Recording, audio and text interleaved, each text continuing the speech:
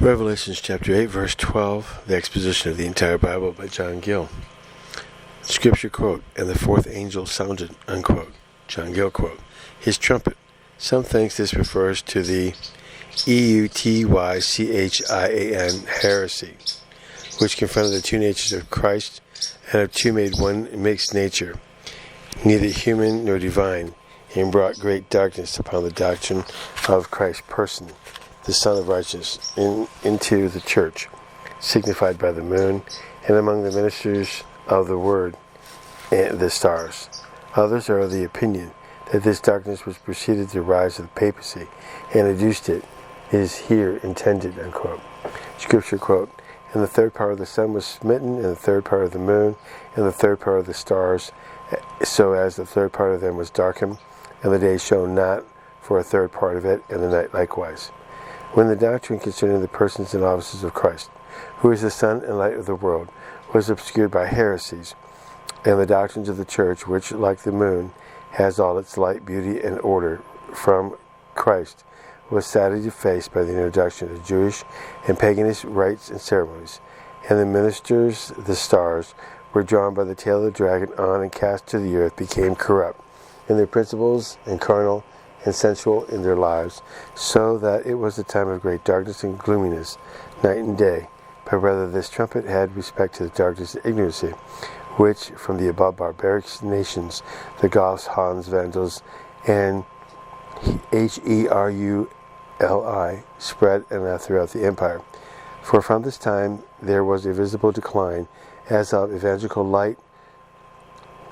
and knowledge, so of all kind of useful knowledge, and nothing but ignorancy, stupidity, and barbarity took place everywhere, and which were very assisting to the man of sin, Antichrist, to fix and settle his dominion over the kingdom which rose up out of the empire at this time. And it also refers to the entire destruction of the Western Roman Empire, which is expressed by much the same figures as the ruin of the Roman Papal Empire in Revelation 6:12, in which the various interruptions of these savage people issued in, compared with this, Ezekiel chapter 32, verse 7, where the destruction of the Egyptian monarchy is signified in like terms to Rome, who lived about that time. The first inundation of these nations in very mournful language expresses the inhumanity and impiety of them, and the ruin they threaten the empire with, and says, Romanus Orpus ruinat, the Roman Empire is falling, about the year 455, when Rome was taken by Generics, that's Gnseric, the Vandal. The empire was divided into 10 kingdoms in the year 476. Augustulus, the last of the Roman emperors, was obliged to quit his imperial dignity, and Heruli, a people of the same kind with the Goths and originally Scythians as they, under the king and leader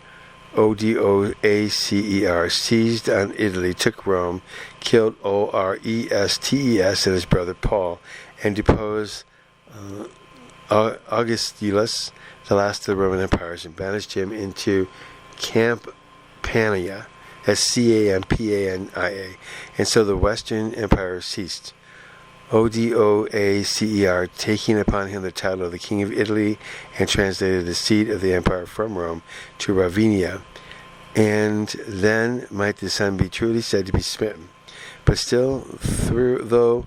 Odoacer, the Heruli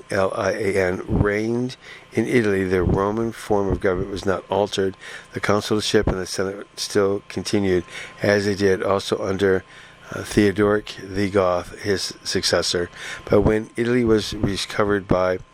Nerses, the Emperor Justinian general, these with other magistrates ceased, and Rome became a dukedom and was subject to an exarch of Ravenna, and then the moon and the stars were smitten also. The phrase of smiting the sun, moon, and stars is Jewish, for the Jews express the eclipse of the luminaries in this way, and say that when the luminaries are smitten, it is an ill omen. When the sun is smitten, it is an ill sign to the nations of the world, and when the moon is smitten, is a bad omen to the nations of Israel. And so the phrase, "the day shone not,"